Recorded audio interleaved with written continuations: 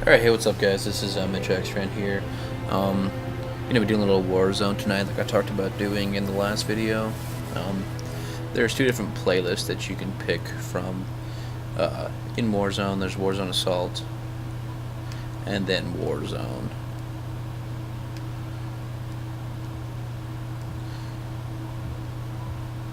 Now, like, there isn't much difference. Warzone Assault is a little more of... Well, I'll just show you both. But first, let's start with Warzone. I haven't really touched much of Warzone Assault, so I'm not really sure what the differences are. I've mostly just stuck with Warzone, but I think Warzone Assault is more based on capturing and destroying cores, and there aren't any AI units. Whereas in Warzone, there's AI units, and you're also trying to capture headquarters and destroy cores. I think in Warzone Assault, they've gotten rid of the AI adversaries, but I'm not really sure. But one thing about Warzone is there's the requisitions, the rec packs, the stuff you've been hearing about. I don't have any packs to open right now, but this is where the microtransaction aspect of it comes in. So there's a bunch of different packs you can pick from. Silver pack or bronze pack, you can't pay with money. That's just so you get enough points. Silver pack is $1.99. Gold pack's $2.99. And to touch back on the point aspect, every match you play in Warzone, you get a certain amount of rec points, and you can see that I have 2,197. They're in the bottom right-hand corner. And usually for a match you get 1,500, 2,000, 2,500, somewhere in there, depending on how you do. I usually get around 2,000 a game. So that is one cool aspect, is that it doesn't matter, if you don't want to spend the money, you can still earn the packs through playing the game. And in my mind, that makes more sense. If I'm just going to... And I'm going to try and mute this kid because he's being loud and annoying. But it makes more sense that you can earn the points, because then that helps to drive the game forward. I'm going to keep playing because I want to get those points to unlock, to purchase those packs. Another positive aspect of the rec packs is that it's more than just getting stuff that you use in Warzone. You can get like helmets, and you can get armors, you can get visors, you can get weapon skins, you get all sorts of stuff that you can use outside of Warzone. So you get a new helmet, slap that on, you'll see it in Arena too, you'll see it in Warzone. So that's another reason why you should play Warzone, if you want to get different kinds of helmets and other kinds of stuff like that. Just gonna meet everybody real fast. So here we are hopping in. You can see there's AIs in this area. And as a team, we gotta clear all these AI before we do much of anything. So let's see if I can hop up on this ledge. So we're gonna run around, kill all these Prometheans that are in here. And once we kill all the Prometheans, then it should unlock this area. Yep, it's just called home base. So now we have home base. Now we can go out and capture other objectives. Like there's an East Armory, there's a West Armory, and there's a fortress on this map. And here is where you can request those items that you get from packs. So one thing I have is I have an assault rifle variant. So once I get 8 points, and you can see up there I'm at level 2. Once I get to level 8, I can ask, or I can request for this assault rifle variant, and then I can have it. And the only difference is this has kind of like it has a bayonet on it, which is kind of cool. And then also you can get, your power weapons, your vehicles. There's Mongoose Ghost. As you level up more, you get other things. Like here, I have a Rocket Warthog and Gauss Warthog, which are 2 cards that I've gotten in rec packs. And also you can change your loadout. And once you get to level 3, then you can get battle wand or other things. Now if we head out into the actual game, you can see East Armory there, Fortress in the distance. We capture the East Armory, and they probably capture the West Armory, so then we fight over the Fortress. And then there's also, there'll be random boss spawns and drop-ins. It could be Promethean, or it could be Covenant. It's kind of random, and killing those also adds to the point count for your team. So as a team, first to 1,000 wins, and you get a point I think every couple seconds for each headquarter that you control. So both of our teams are getting 1 point every couple seconds right now. But if our team killed Commander, what's his face down there, then we would get 150 points towards our score. So that adds in more of a layer to how you can win this game. So if you like to run around, capture headquarters, that kind of stuff, be kind of stealthy, then you can run around and capture headquarters and defend them, and that's how you contribute. But if you want to run around and just kill as much as you can, kill bosses, kill whatever, that's another way you can contribute, because if you get these legendary bosses, your team gets 150 points, or if you get one of the minor bosses, that's 25 points. So that's another way that you can play this game beyond just running around and capturing things. That's not something that you like to do. And then, so that's one way you can win, is if you get to 1,000 points, your team wins. But another way you can win is that if your team at any point controls all 3 of the headquarters, then the enemy's core opens up, and if you go into their base, there'll be a core. Maybe I can see it. I don't think I can right now, but a core will open up, and then if you go in there and destroy if you destroy your enemy's core, then you can win in that way as well. And that's not very common in Warzone so far.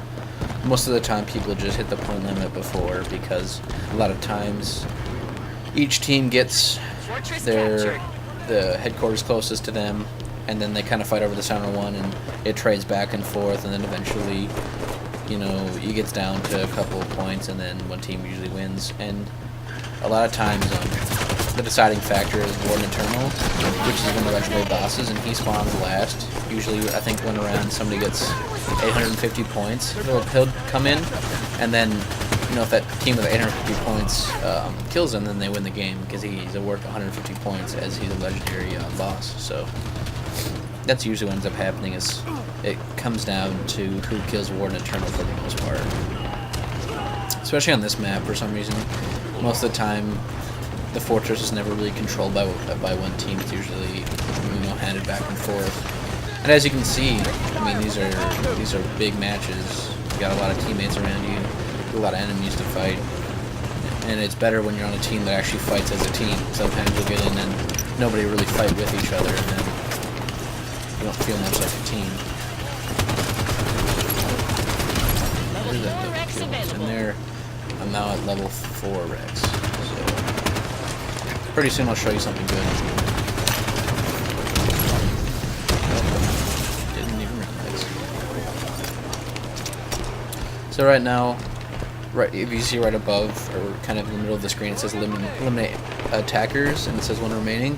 That's kind of a cool feature. So if you come into a headquarter that you own, that lets you know how many enemies are inside the boundaries of that headquarter actively trying to, you know, capture it. So it kind of helps you to know if somebody's in there trying to capture it. Now, most of the time, I don't really usually go for the fortresses. I'm not really for that. I kind of like to just run around and mess around, and, you know, just get vehicles and kill things. So I usually like to request vehicles and stuff. But the one thing that, if you're not in the fortress and your team really isn't, that doesn't mean that it's wide open. Once you capture a fortress, the game will spawn NPCs right here. They're called Marines. And, you know, one-on-one, they don't really do much, but if you get a couple of them against you, they do a lot of damage. But the funny thing about this is that you actually can't do damage to them if they're on your team, so you can just beat them down, and they just fly around. You can, like, throw grenades at them and stuff, and they'll just take it. So you get that to happen. Yeah, see, he'll just fly like it's nothing. So that's kind of fun to do. But yeah, so if your team is really defending them, it doesn't mean you're going to lose it right away, because those Marines can do a good job of defending, but most of the time it won't do much. But you'll see, if you get caught up in 3 or 4 Marines, I mean, they can kill you pretty easily. And it looks like they just got the other armory, so yeah, they captured the East Armory.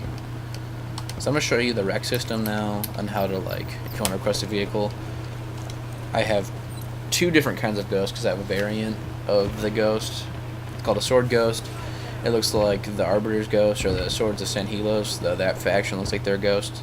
So I'm going to request that one, and if you look in the very bottom left-hand corner there, it says ×5. That's how many of those cards I have. So I have 26 ghosts. I have 5 of these. You know, if I were to look at mongooses, I have 49 of those. And warthogs, I have 1. So I'm gonna get one of these ghosts just to show you guys what it looks like. Confirmed. It looks kind of cool. There isn't much, you know, originally when I thought this would do more damage, but it's just a different color. The only difference between, I don't want to die right away, but the only difference is that this has a different, oh, and there it died right away. It just has a different color than the other ghosts, so I was hoping it'd do more damage, but there isn't much difference other than it just does a little, it just looks a little different. That's about it. But yeah, that was a short-lived ghost, and now I have to wait to get those points back. Incoming Covenant.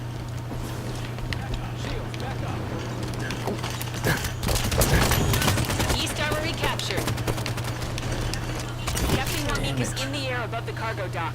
Alright, so Captain Juanica has just spawned, and he is a legendary in a Banshee, or, yeah, so he can get kind of annoying at times, but he's not too hard to kill, especially if you got a couple of your team shooting at him. He goes down pretty quick.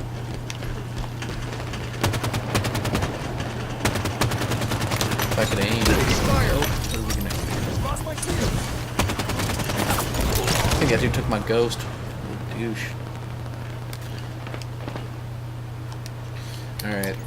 So I don't really wait. I'm just gonna get another ghost because I like driving ghosts around. That's probably my favorite part of the of this game type, is just that you can request a vehicle at any time you want. Don't have to wait for them to spawn or. Oh, give me that splatter.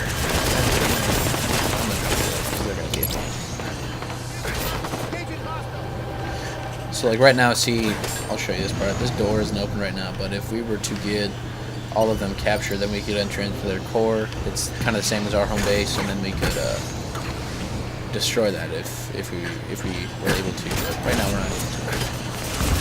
Yeah, I'm gonna get out of this ghost. So that ghost was again short-lived, and I don't know how I died there. Oh, I think that guy has a gun goose, which I don't know if you guys have seen that. It is in our, if you watch our multiplayer videos, or not multiplayer, our campaign, our playthrough of the campaign, you will get to see the gun goose in that. You get to drive it around in a mission, and they're actually pretty sweet. The gun goose kind of got completely redone, overhauled, retextured, and the mongoose itself, and then also they added the gun goose, which is pretty much the same as the mongoose, except now there are 2 grenade launchers that have been attached to the front that you can shoot. So I mean, it takes the mongoose from being kind of a pointless vehicle to a really formidable weapon in both the campaign and the multiplayer. As you can see, that guy just didn't have to work very hard to kill me behind that little outcropping, that little wall. So. But I haven't seen, I mean, obviously in this game because I got killed by one, but I haven't gotten any sorts of cards for it, so that's one aspect of this game where it kind of falls over itself, is that, yeah, you know, you can get these packs and get stuff, but a lot of the times you're getting, to me it seems like I'm getting the same kind of things. Like I have 46 whatever mongooses, and it feels like all the time when I'm opening up things, I'm either getting mongooses or ghosts. So I mean, I know those are just more common, but it rarely feels like I'm getting anything uncommon. So that's the one kind of annoying part of this, is that it doesn't seem like you get a very large variation in things that are coming out of packs. But I just got killed by that gun goose again. And there you kind of saw it there. You saw that he just blew me up with those 2 fucking things in the front. So, and then one thing you can do, you know, if you don't want a mongoose or a warthog or a ghost or something right now, you click on random vehicles, and I have a level 5 random vehicle spawn, which means I'll spawn a rare vehicle or higher, so it's more likely that you'll get a better vehicle. So let's see what I get. Red confirmed.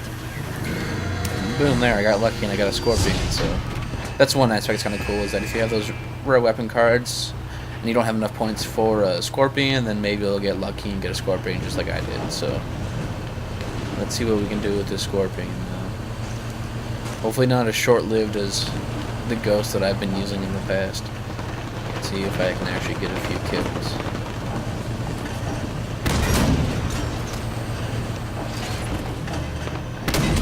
I'm gonna stay away, guys. Oh, I'm gonna flip it, I think. And he got in my turret, so I'm gonna get out and murder him. See what he did. Oh, and I picked up an SMG and didn't get back into the scorpion. Shit. Oh. Getting out. The scorpion's very short-lived. I can't get out. I think I'm dead. Oh, I got an assist on killing myself. What does that mean? How did I get a scorpion assist?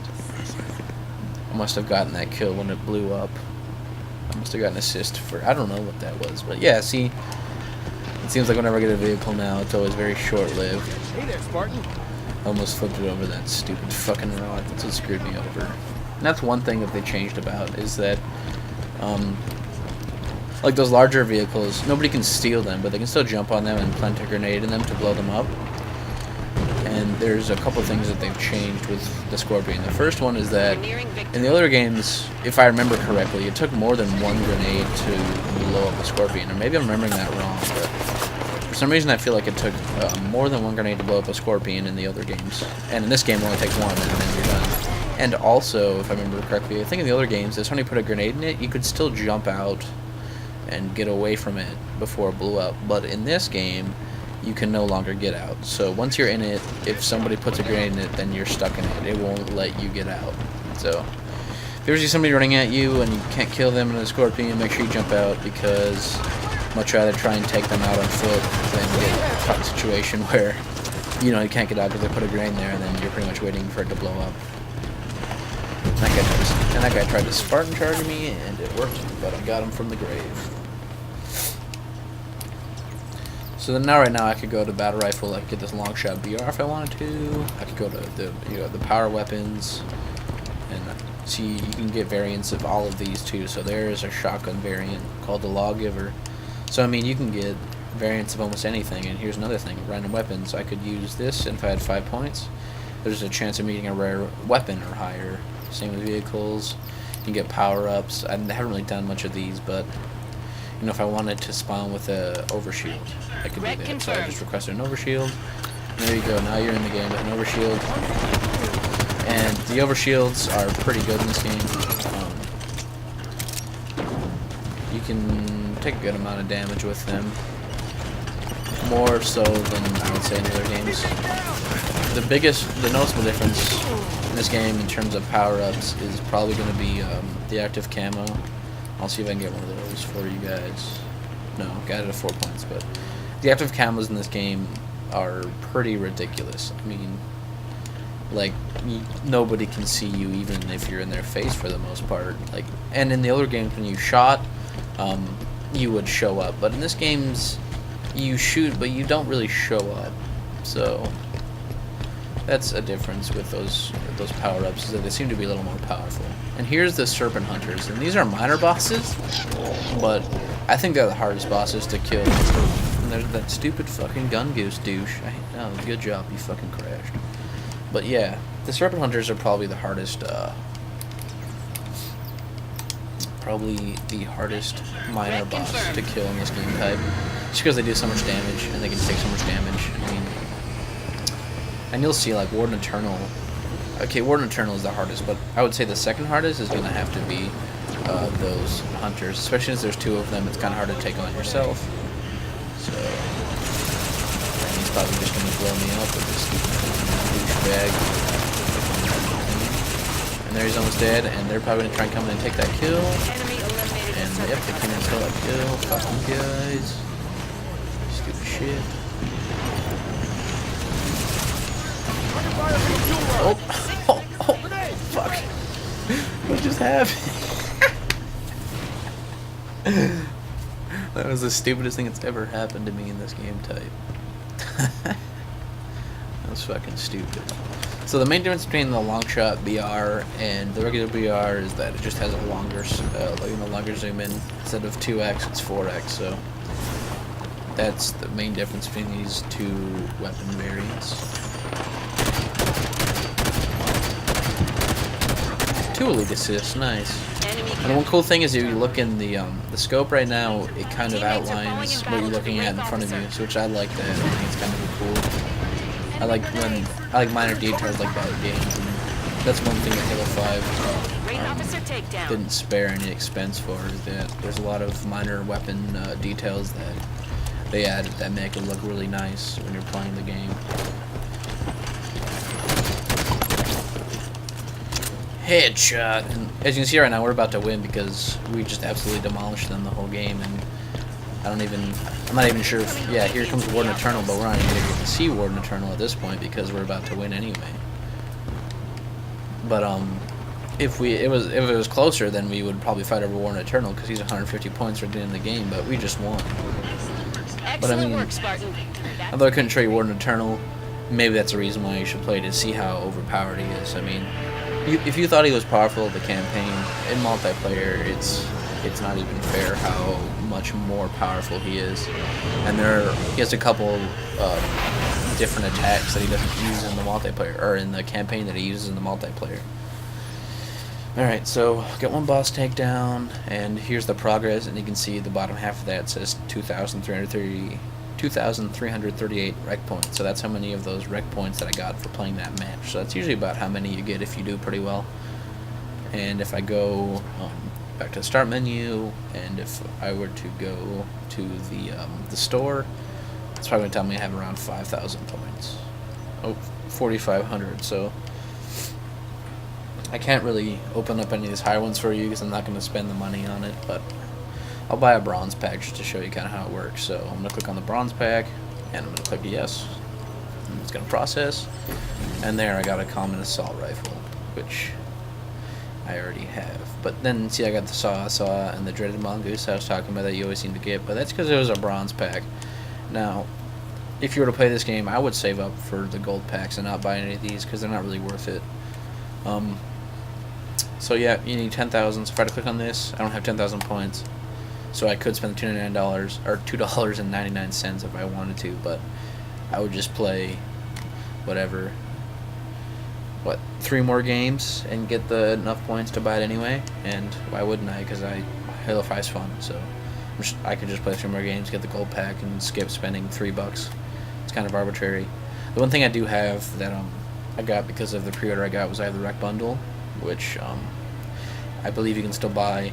It's $24.99, and then you get 14 premium requisition packs, and you get those once a week. And those are considered premium packs, which are the highest you can get. So you're guaranteed to get at least some sort of rare armor, and then you also get awesome vehicles, weapons, all sorts of stuff, and they're all premium items, which means that they're not going to get a lot of uncommons. You're going to get a lot of rares, very rares, legendaries, that sort of things, or those sort of things, I should say. So that was Warzone. Hope you guys enjoy it. I'm planning on doing. I think I'm gonna start playing Banjo-Kazooie because I have the rare replay, and Banjo-Kazooie is my favorite game. So keep an eye out for the Banjo-Kazooie videos. I'm not sure if I'm doing a stream or if I'm gonna do like I'm just gonna post it up in parts. But yep, keep an eye out for Banjo-Kazooie videos if you're interested. Also, don't forget to comment, like, subscribe. Alright guys, this is Warzone with Mitch.